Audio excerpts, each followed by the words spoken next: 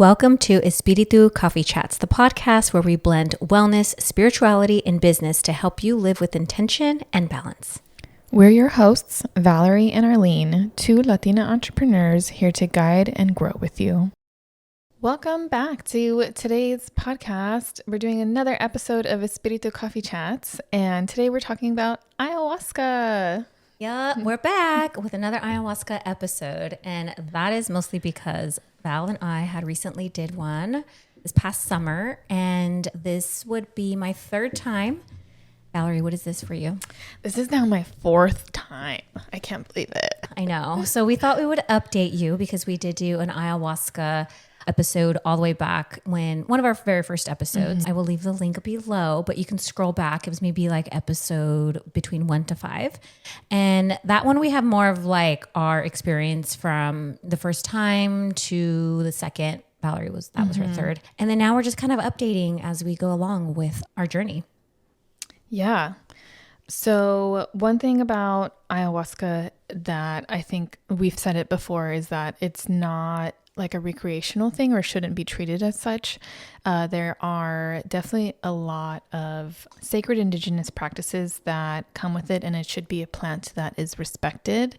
And there's actually quite a bit of work that goes into preparing for your ayahuasca journey. So like we said last time, there's a dieta, setting your intentions. You know, it's not something where when Chris did it with his first time, he was like, I want to talk to the aliens. Yeah.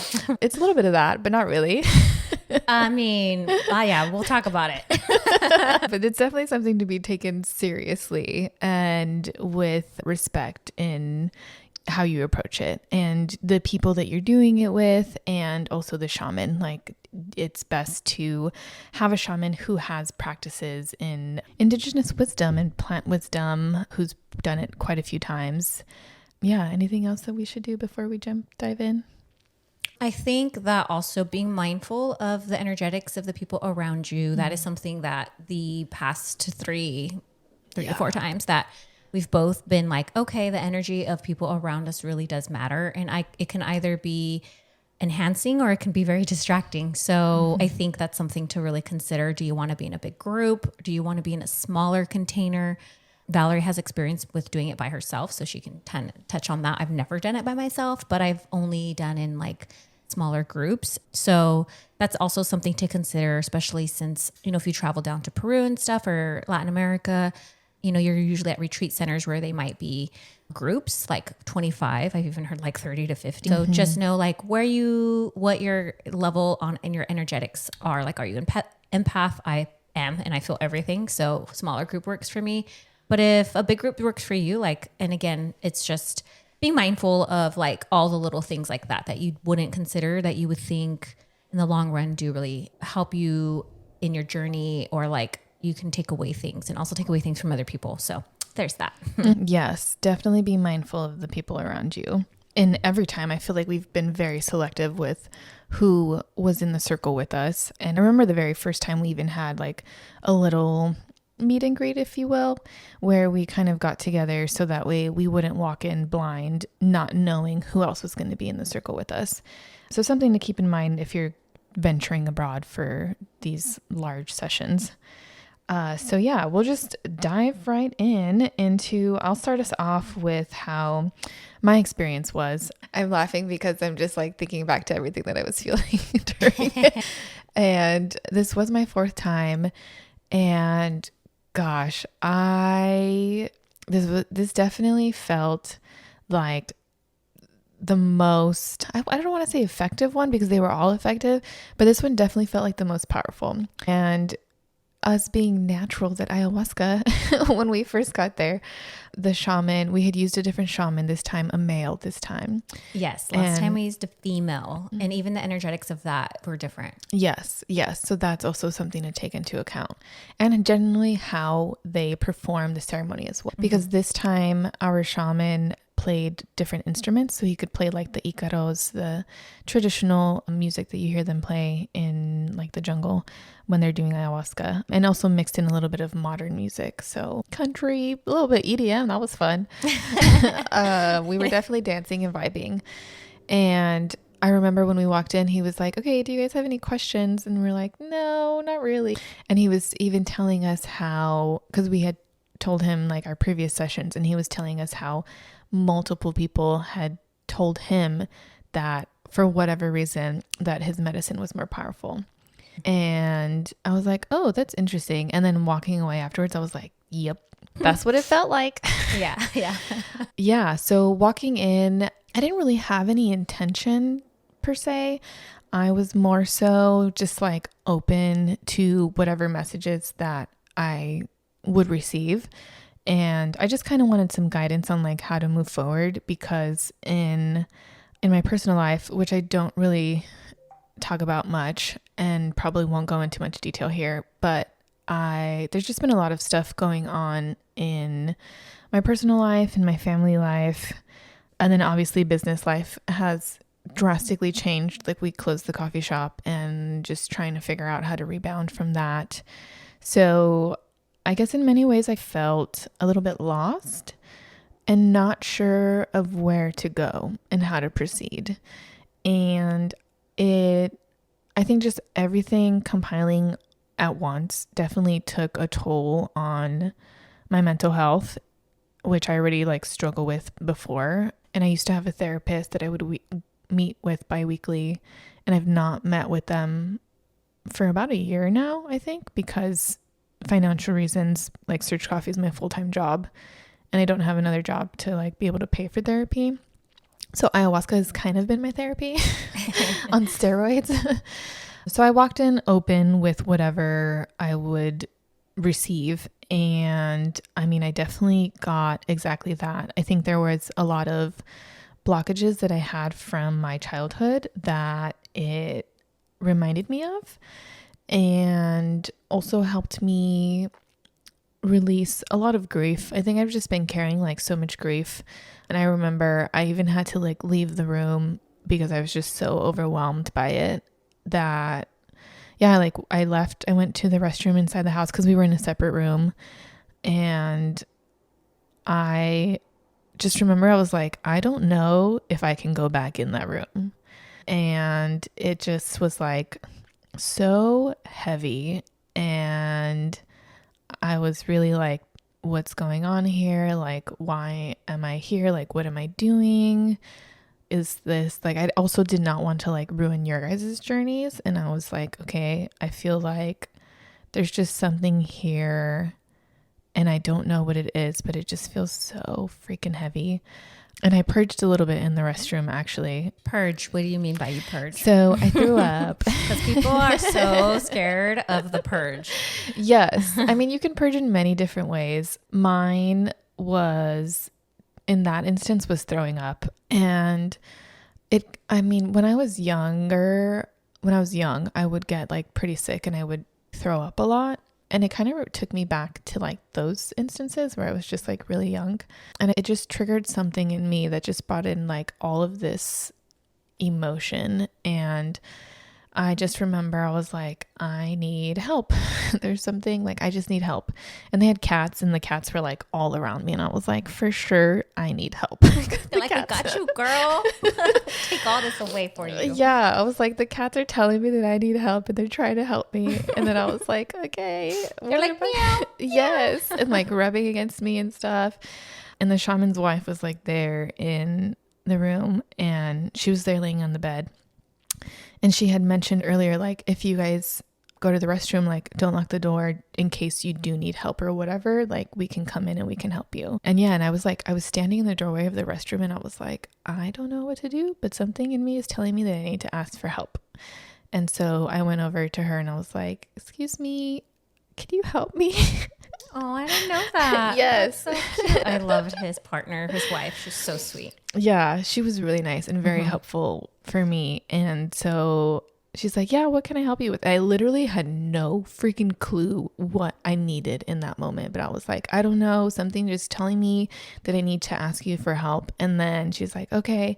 And then I just started freaking crying like no other. And I was like, I don't know what to do. Like, I'm just carrying so much grief. And I just was just like spilling it out. And my grandma had just passed, and just like family turmoil, and then like family, like our life looks very different now than what I thought it would be.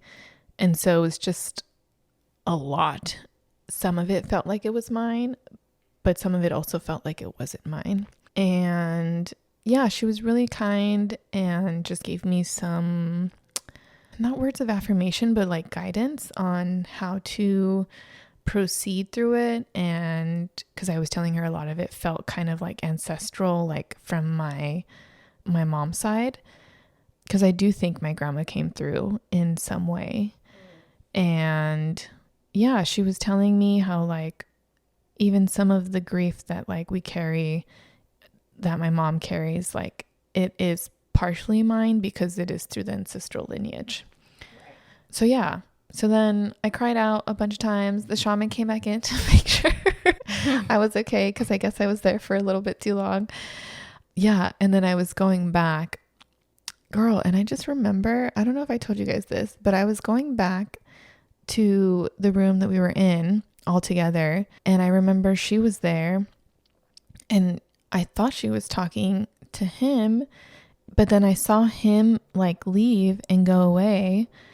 And then I went into the room that we were all in, and then he was there.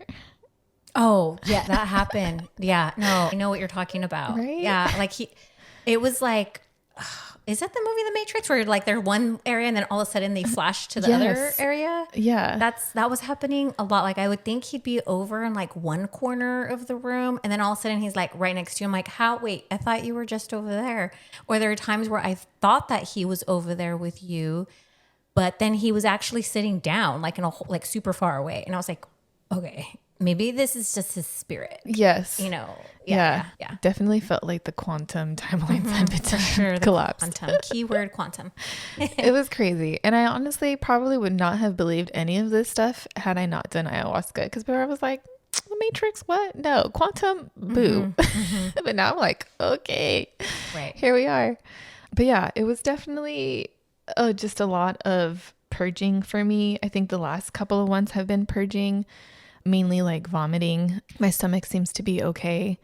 And I think just a lot of what I was receiving was letting go of the ancestral things that are going on, everything that's been carried in my lineage, because I mean, there's just like a ton of drama in the history of like my mom's side of the family. Not all of the brothers and sisters get along. Like we went to the funeral and people again were like arguing, and it was just it was just a kumbaya. No, I really wanted it to be a kumbaya, and maybe that was just the naivety in me and the innocence, I guess. And it just wasn't that. I mean, I'm grateful that like at least I got to connect with my cousins, because I haven't seen them in a really long time, and we all just dispersed, and now we're all in like a WhatsApp group chat, which is really nice. But it's just, yeah, I think a lot of it was just like letting go of what I thought life would look like, letting go for sure of the grief, and kind of just accepting things as they are. Like I can't do anything to change like how my parents were raised and how they raised us, and like how my grandma lived, and any of that stuff. And although somehow it like affected me and my siblings and like my life, it's just kind of like that thing. Like my therapist would always be like, radical acceptance. I'm like, no. Right. But yeah, I think definitely now I'm like, okay, radical acceptance for sure, because it wasn't all bad. They did the best that they could. And I mean, from better or worse, like I came out okay. Yeah. And some of what I went through did shape some of the good parts in me. And it's just like now, okay, like constantly working through some of the like the negative parts, like the mental health issues, because I think a lot of it does stem from a lot of my childhood. And yeah, I think just kind of like love was a big thing, like being accepting of all people and like loving all people. Because like I do love hard, but I love hard the people that I love. Right. You're like, I don't love everybody. Yeah. And like, even with my human design, like it's supposed to be like a universal love, like acceptance. And I'm like, but I don't like you. It's interesting that you said innocence, because that's one of your prominent human design incarnation cross gates, which is like hard because innocence is kind of like a naive energy. It's like, oh, like you just, you want to believe and hope and all this stuff. And then having to feel like, oh, but wait, I can't be that innocent. Yeah. And it's really like this fine, but you don't want to lose that either. Right. So it's like, that was what you were like kind of presented with. Yeah. And I think part of it now, I think some of the things that I do now is also because the childhood that I had was different. And in some ways, like I kind of had to grow up early a little bit. You're the oldest, right? I am the oldest. Yeah. Sorry. So I'm the baby, so you know. Listen, the babies have their own things. They get picked on by everybody else. We could do an episode on that. But yeah, so I definitely walked away with a lot of like, I guess just trying to grow through things and being okay with life as it is, being grateful for the things that I do have, like the wonderful moments that I do have, like living in San Diego is freaking amazing. Like we just went to the beach randomly and working on the business there. And I'm like, when else could I get to do this? Where else could I get to do this? Only here. Yeah. And I think just like healing a lot of like ancestral lineage things. I do think I need another session probably. But yeah, it was quite the journey.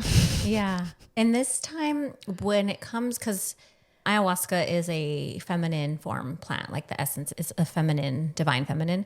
Did you feel like a masculine? Because this time around was the first time both of us have worked with a male shaman. The other 3 times or 2 times for you, well, whatever, you guys know what I mean. The other times we're all with a woman. And so did you feel any masculine energy, or did you still feel like that feminine essence? I still felt a lot of feminine essence, actually. I had like people kind of come to my mind and like visit me during my session, and all of them were women. But I think it may have also been because like I feel like his masculinity is so well balanced that it just created a really nice container for me to be held. Because I cried, I puked. Like it was just the amount of tears I shed and like mocos, like I don't know, boogers. It was so bad. Well, not bad, but it was just a lot. And I don't think I have like ever cried that much like in front of a man. I mean, I did once with like Chris, but that was because he happened to come home when I was crying like that. And I'll close the door. Yeah, I was like, get away from me. Even though I needed to be held, which he did hold me. So that was nice.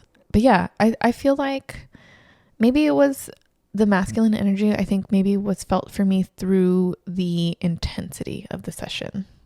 Yeah.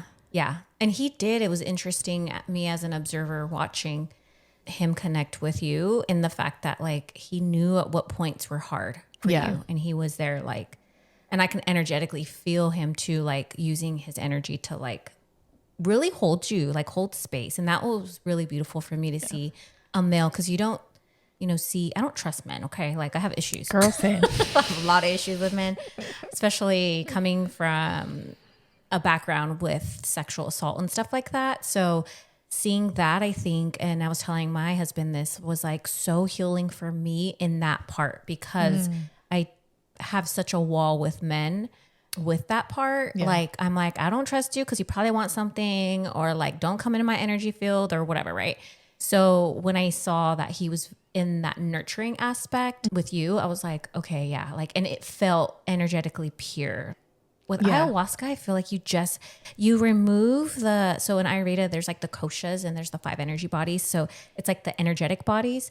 And it's almost like in ayahuasca, the physical body part gets shed and you can just feel the energetics. Yeah. That, at least for me, that's how it is. So I can pierce into somebody's like, I guess, intentions or their aura way quicker and faster. And when I was piercing through him, it was like, okay, I like the way that he was holding space. And you were doing your own healing, but it was just like that energy of like somebody like pushing and guiding and, being there for you. And it being a male was really, nice to see. Yeah.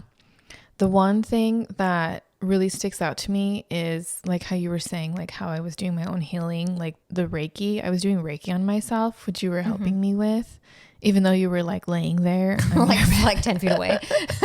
And then I was doing a lot of spinal energetics. Like I was just focusing really heavily on the spine. Yeah. And the vision that I like keep seeing that keeps coming back to me is like it was like a higher version of me. It was, I don't know, it was really like Egyptian goddess style. It was really interesting. Yeah. But yeah, I think those were the things that definitely stuck out to me. The EDM that he played, like, oh my God, I loved it. It was so good. It was like EDM with like Indian chanting, like kind of yoga style. And it was just so nice to be like moving and like releasing things. I did a lot of leg shaking to like release stuff from my hips and stuff. So right. Yeah, we were like, can we get that playlist? And he's like, I don't create one. I just go in the moment. I play certain songs for certain people or to guide the energy. And then he also plays the other, you know, traditional instruments and stuff. So I think that was really interesting. Like he intuitively knows what to put on for the crowd, I guess. He's like a DJ. Yeah. And as they all are, like they, you know, part of ayahuasca, usually it does have music, you know, attached to it. Cause that music, it does bring in, like, it does guide you in its own space and its own way. Yeah, definitely. But yeah, that's my experience in a nutshell. In a nutshell. Okay, so then mine, so this was my third round. My second round, like I said, was more of a helper dose because I was facilitating the retreat and just supporting the shaman. But even then, I was still able to get my own experiences. So that's the second one will probably be one of the most memorable because that's where I was able to come into this role where I was the supporter of the shaman and being able to understand the medicine in that way and how like it can turn on and off. I think that's where I was like, wow, like this is pretty powerful. And then when I can turn it on again, that was when I got out of the whole helper, like nurse type role. And then I was able to like still have my one-on-one with Mama Aya. So that was pretty cool. And then this third time, the reason why I wanted to do it was because I just went like 2025 has just been a really weird year in the sense that I know that there's a power I need to step into, but there was a lot of shadowy stuff that I experienced at the beginning of the year with my business and mostly with business, to be honest. Yeah. My personal life is actually almost stable for the most part. I mean, you know, we're not always like me and my husband our relationship isn't like perfect, and my kids, like we're all, you know, we don't go through these big ups and downs. Like if there's anything like that, you know, we usually try to really work with it. But yeah, this wasn't like from January to like summer, you know, family stuff, relationship stuff was all stable. So it was more of like, okay, what is my purpose, God? Like, why am I here? And how can I use my soul? Like, I want to know that because I'm just constantly like, not that I'm always questioning it. I'm just always like making sure I'm in alignment with my work. Does my work match my soul? Does my work match my purpose? And as y'all know, I do like my own little dumpster dives on my own charts and tapping into different realms and things like that with human design, astrology, and breath work and all that fun stuff. So this time was just like, okay, let's come back because my first 2 rounds with ayahuasca really did teach me that I need to get out of my own head and into my heart. And that's the only place that I can do that with. And it's the only place that I feel closest to God, to the universe, to my angels, to my ancestors, and then even back to myself. Because I do believe in God. I was brought up Catholic. So I do believe in God, but I also believe in like all like goddesses and there's all these other things. And this experience literally opened up that realm to me even more. I was like, wow, this is crazy. If my mind's making all this shit up, I have a great mind. Like I want to always have what I'm having. Oh my God. Because it was so magical and it was quantum, like you were saying. It wasn't in this, I wasn't in this world. I was in a whole nother space. And it was just like, I was telling, I know, Valerie and the other friend who attended with us, that it was just like me literally sitting there with the universe and the universe just giving me lessons on how life works. And that came in like a very quantum type of way.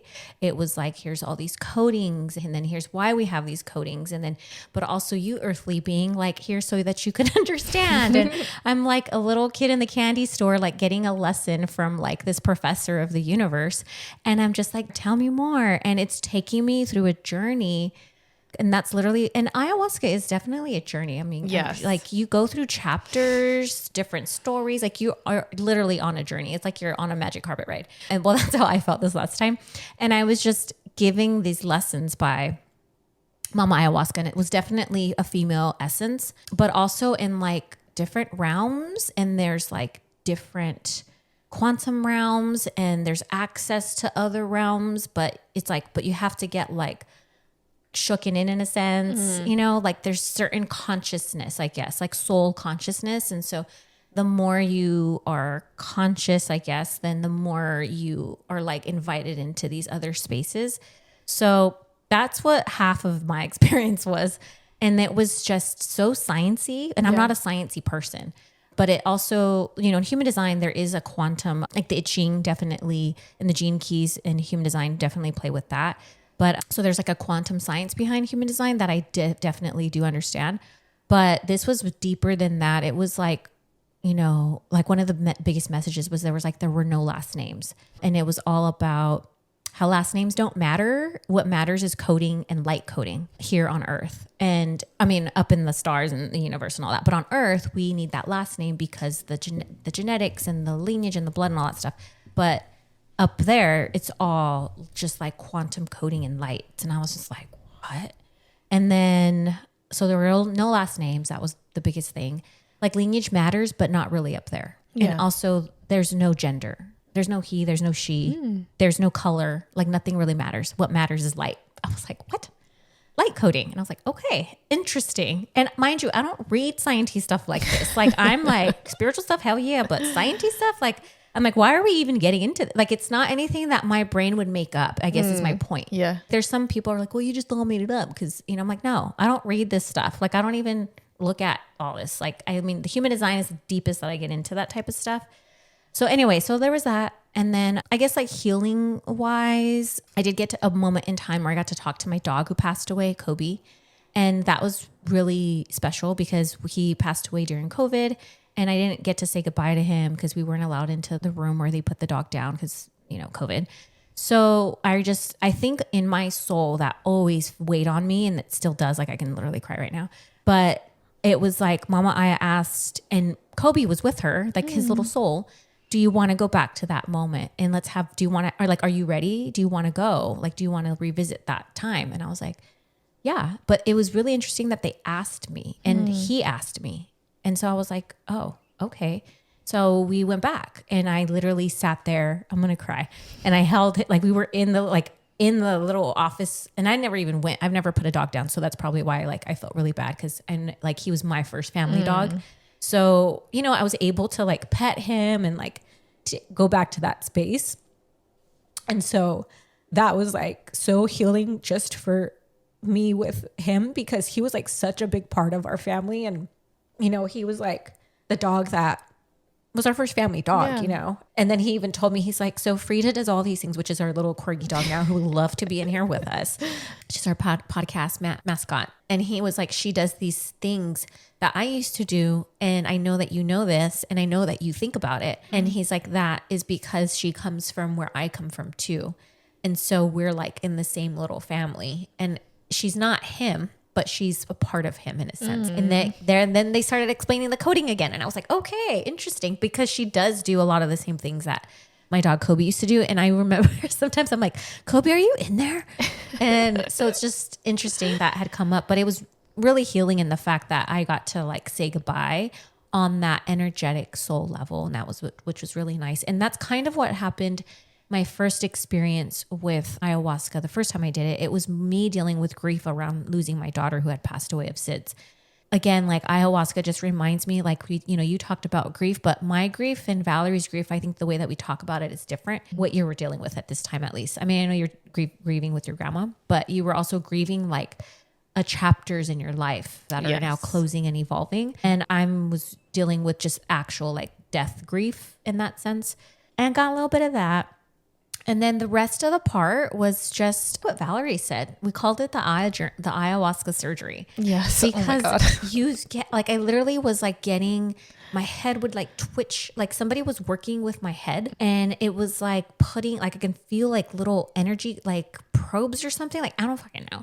And then my spine, the same thing with the spine, all that stuff was like like, I feel like I'm on an operating table and everybody's just working on me. And they were literally telling me that they're like, we're working on you. So like, but we're also like your mind is over there. Your body's here with us. So as my mind was on this journey, or my soul, my physical body was in that room getting like an ayahuasca surgery. It was fucking weird, but amazing at the same time. And I felt that, I would say like 2 weeks after still, I could still, I randomly, I'd be like, my head would twitch. I'm like, oh, you're still working on me. And they were like, you're getting coding, you're getting downloads. We're coding you with more gifts, more this, more that. And then, so when I wasn't doing all that, my experience are usually a little different with ayahuasca, in the sense like I actually did get sick, but at the end, and I have a funny story about that. But during the actual ceremony, and I was asking, because this is my third time with Mama Ayahuasca, and I'm like, how come I don't throw up? Or how come I don't get, the purge? I purge with tears, but I don't purge like what everybody associates, right? Mine is more crying, like the whole time. So, and it was interesting because our friend, she was next to me and she ran out of toilet paper. Oh, this was so sweet. This is one of the most sweetest things too that humbled me. Before we started ayahuasca, we had a little toilet paper roll, each of us. And mine was like a little, almost like not empty, but like didn't have a whole lot on there. It wasn't full. And I was like, oh, I might need more than this, because I always cry. That was my point, and I go through fucking toilet paper like nothing, wiping my tears. And then there's a little waste basket that you kind of throw it in. So my basket is full of just like toilet paper at the end, and then other people will have like throw up plus toilet paper and all this other stuff. My friend, she ran out of toilet paper, so I was like I was looking for mine, and then I found when I touched it, I noticed that it was bigger. It was a bigger roll. And I was like, oh, the shaman came and gave me a bigger roll of toilet paper. How sweet. And I didn't even know when that happened. Like, I don't know when he came around and switched that out.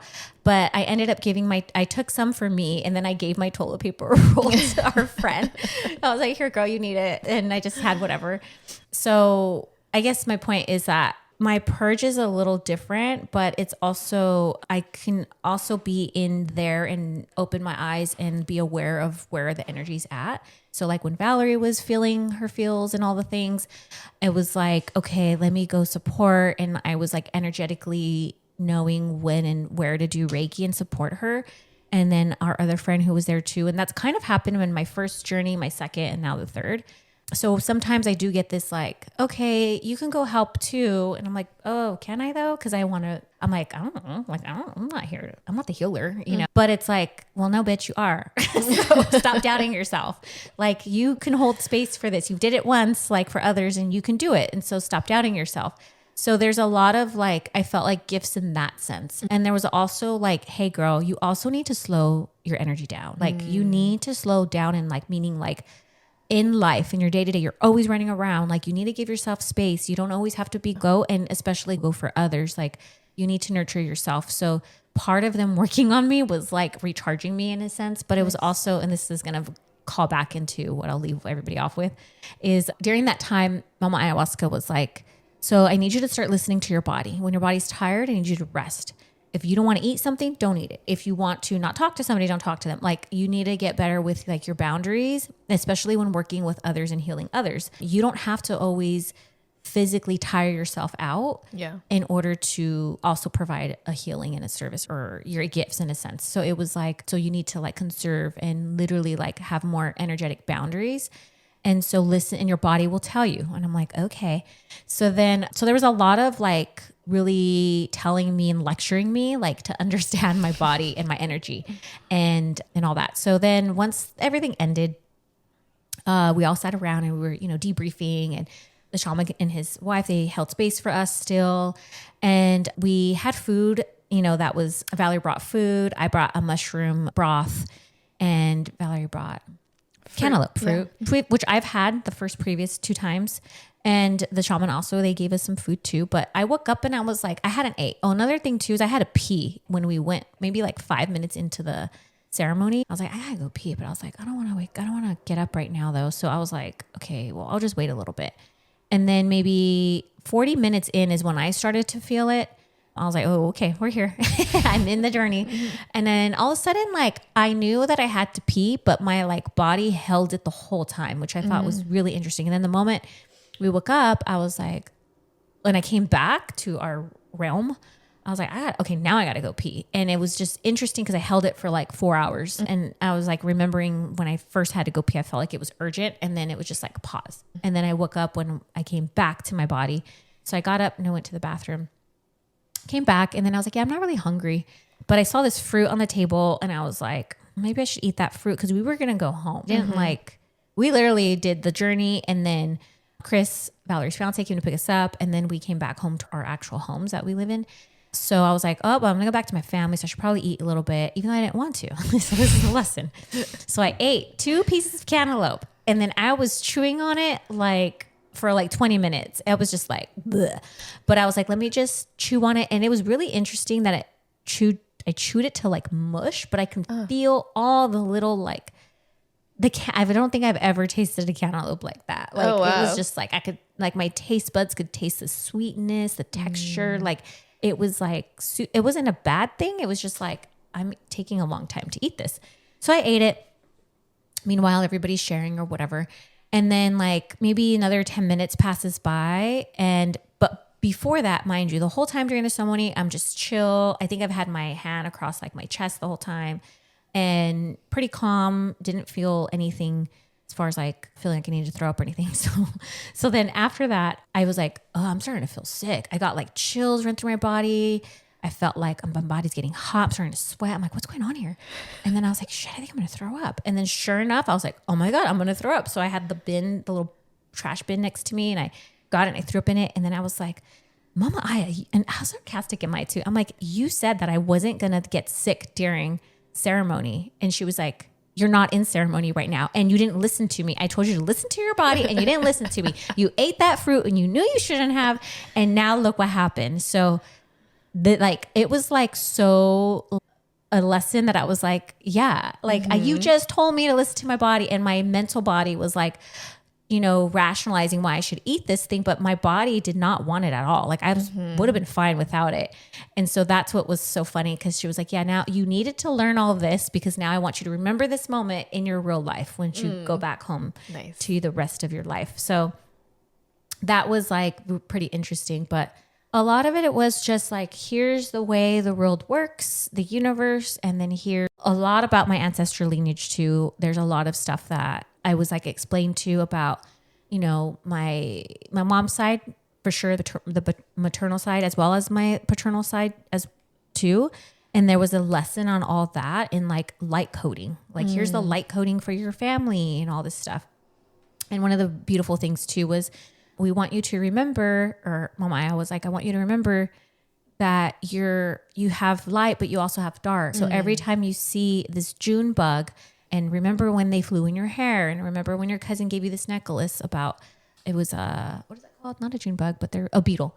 So whenever you see beetle or June bug, like I want to remind you that you have this shadow and this light. And so now when you see them around, now you know that's me telling you and reminding you. Like synchronicities was the thing too, was like you already know synchronicities, but now like stop doubting them. Like the clock synchronous between 111 or whatever. But I do have specific numbers that I've like, I guess coded myself that means something to me. And then also with the June bug, that was the whole thing of like, because the June bug has a reflection on it, almost like a labradorite crystal. If you reflect it, it turns like a rainbowy color. And it was like, you know, a June bug has that light side and it's attracted to light. June bugs are blind, which I didn't know that. Oh, I didn't know that. They're like blind either. as fuck. Holy cow. But they fly, they're attracted to aura. They can see like differently than we can. But then they come from the June bug family, which is also associated to the Egyptian goddess Isis and that whole thing. But the June bug's more associated with the underworld. Okay. Not the June bug, the beetle. The beetle. But the June bug's part of the beetle family. So anyways, that was the whole like, I don't know, probably like a 45-minute explanation for Mama Ayahuasca. But you don't know time as well. Like you don't really know the process of time and like how what does 2 hours feel like? What does this feel like? But I do know, and I remember stepping in and I was like, I can feel you leaving now, Mama Aya. And I was like, I don't want to go yet. She's like, well, you have to go. I'm like, okay. And then there was like more lessons in a sense. And I was like, you know what? I'm just really tired right now. Can I take a break? And she was like, yeah, you could take a break. And I'm like, okay. But I was like, I also feel like if I take a break, we're done. And she was like, just take a break. And I was like, okay, I'm going to lean to my side. And I leaned over to my right side, like in a fetal position. And literally like less than a minute later, that's when the shaman was like, ladies, are you there? How you feeling? And I was like, we're done. Yeah. And and I feel like you know this too. Like, when like that world and that realm is closed, like you still feel in, like it's still there. Like you're a little groggy in a sense. Like you just took some Robitussin, but it's like, I can't go back now. So when I rolled over to my right side, I already knew like the door's closed and now I'm rebirthing into this world. So it was weird that it was so symbolic. And then that he literally was like, all right, we're back. And I was like, we are back. Like, I don't feel shit anymore. Like, we're done. I was like, no, we're closed. I'm back with you.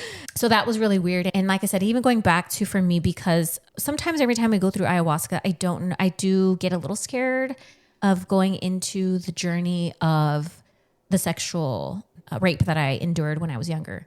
And I'm like, I always wonder, like, subconsciously, have I really healed from that? I know there are things that I need to work, not that I need to work on, I should myself, but in the sense of like, it's a path that never really, you're not exclusively done with it, you know, something triggers something. So it was when I woke up and at the end of the day, I was like, this was so healing in the sense of feeling a masculine energy. And I didn't feel anything like funky about him, or because I was probing. I was like watching him when he was those, you know, when he would work with our friend, when he's working with Valerie, I was like, you know, let me make sure, let me keep an eye out. And nope, nothing. Like everything just came back clear, like good soul, good intentions. And that, like I said, was healing for me because that was like, not all men have that. Not all men, not all spirits are like that. Yes. So that was one of my biggest lessons, because everybody also, one of the, you know, things with ayahuasca is like, oh, you get taken advantage of, which I'm not saying like that can't happen. However, you are conscious enough. So I feel like if that did happen, I feel like you would know. I don't know. I can't speak for that, but I do know that that was really supportive for me with healing the male energetics, especially coming from the background that I've had and the trauma that I've had. So that was like really nice. And I'm thankful that I got to experience that with a male. And I was telling my husband, and I'm like, oh, you getting jealous a little bit? You get a little jealous.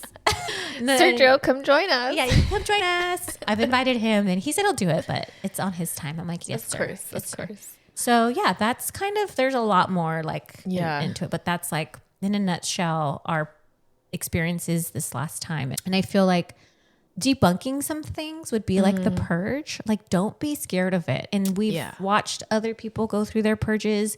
Some of them are painful and brutal.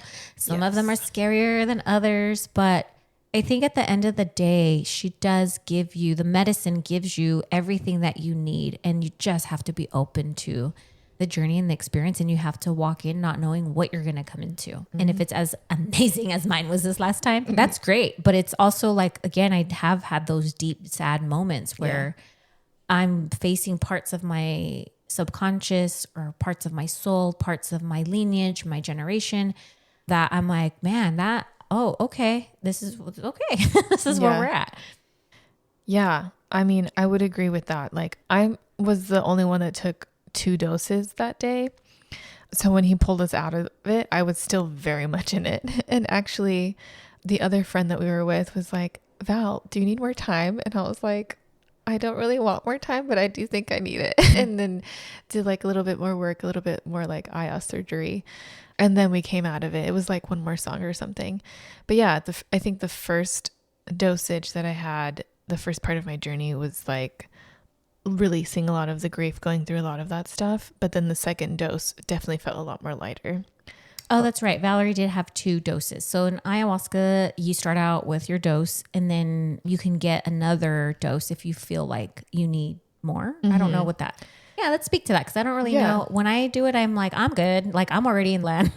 But I don't. So when do you intuitively just are like, yeah, I can use some more? Yes, I do think it's very intuitive. And the shaman does ask. I just remember the first time I only had a single dose, and the second time when I was with you and our other friends, that time I had a second dose as well. But I think that dose was because there was some like weird energies in the room that just wasn't allowing me to like fully enter. Yeah.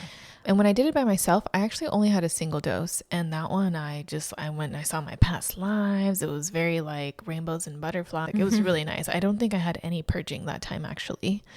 It was beautiful. And this time, I did not want the second dose. But he asked, and then I sat there and I thought about it and I was like, do I really want this? And part of me was like, no, like we're done. Like my body was done. My human body was done.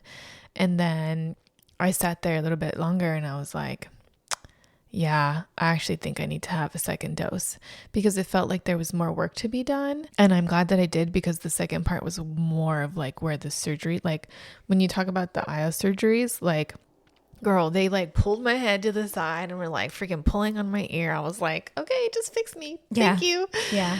That's the alien part, maybe. I don't know. Yeah. I don't know. Yeah. I mean, he did say he's seen and spoken to aliens. So I believe it. Anything's possible. But yeah, I think it is an intuitive thing where you know, like either I'm done or you kind of know like, okay, I need to open myself to more work. Right. But yeah, I think there's also like that aspect of getting out of the mind, out of the logic, where I was like, my body is tired. Like mentally, I don't know if I can do this, but spiritually, energetically, like I knew that I needed more work.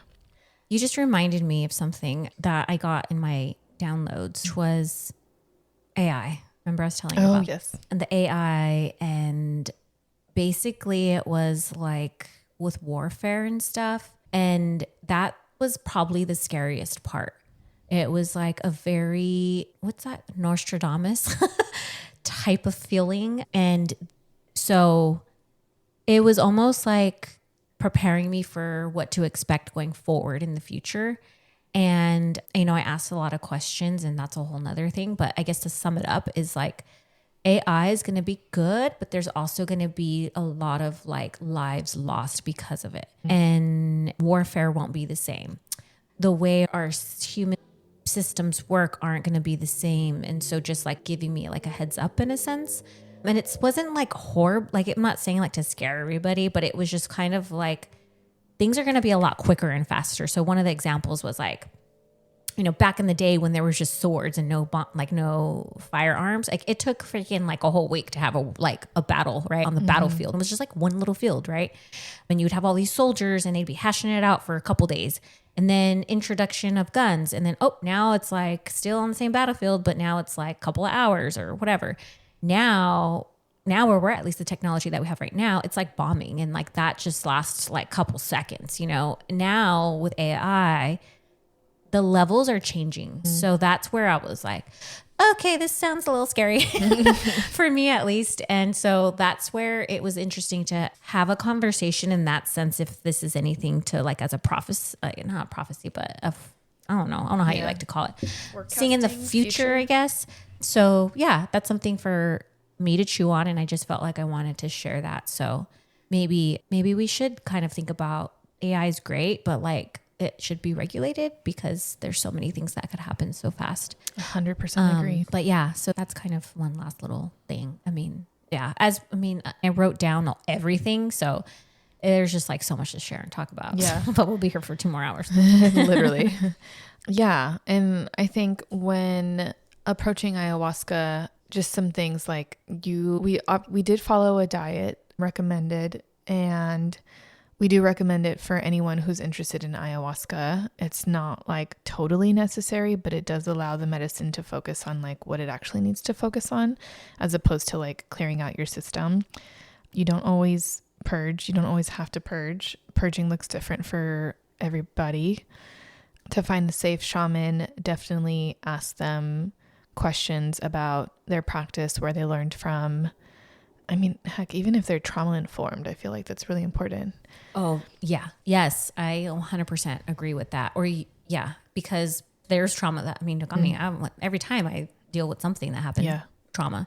So so definitely, or having somebody that you can work with after that is trauma informed to help and support you if there is anything that comes up in that sense. I think that I love that. I mean, I don't know. It'd be really hard for a shaman in like, oh my God, straight in the jungle to be trauma informed. But I'm sure that they, you know, again, like the person that we were with held space for us in that sense. Yeah. So it's making sure like they can hold space for you and for your soul and for your experience. I think that is the most important thing out of everything, because the shamans really do dictate their own energy too and dictate the space. So I think that's a big lesson that we've learned.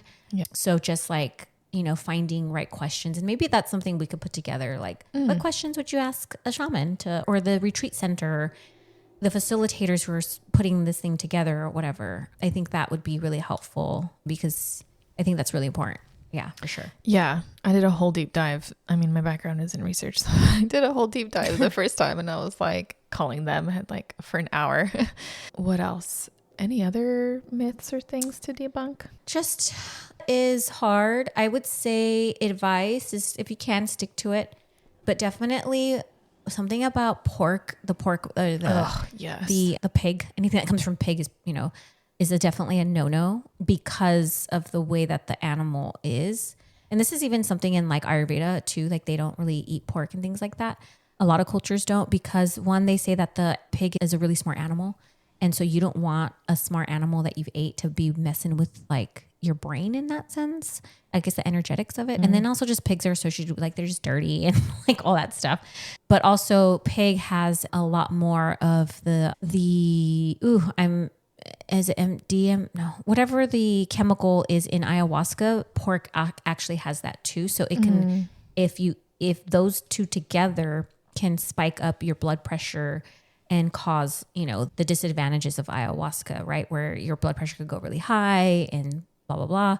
So I would say out of anything, just stay away from that for sure. Like don't even have your bacon, like wait till after, or your carne asada, you know, or your chicharrones, right? So I think that's something that's like really important. But yeah, so I think we've touched on for the most part. If we haven't, like always reach out and feel free to ask us questions and things like that.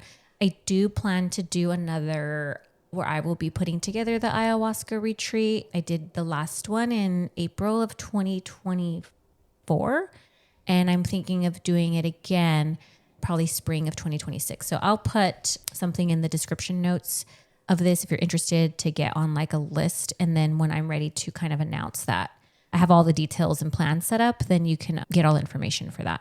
And it would be a small group. I definitely enjoyed the last one that I facilitated, that it was like 7 of us. I would like to go to like, you know, keep it between 7 to 8. I feel like that is a nice little sweet spot. And it allows me to hold space for you.